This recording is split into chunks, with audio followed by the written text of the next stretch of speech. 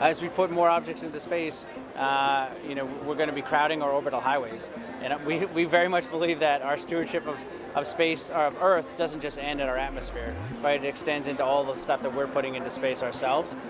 So I think this becomes critical, and increasingly more critical as we put more and more assets into space.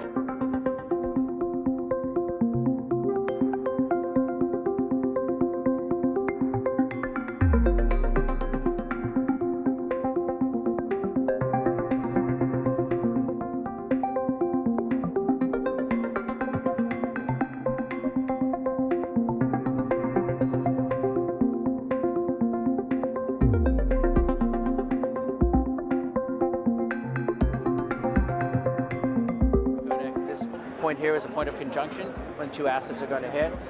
This is our ability to visualize that so that operators, satellite operators, have the ability to make a decision, either to avoid the collision if they can, but this is our ability to do this and using AI to plan and predict that at scale.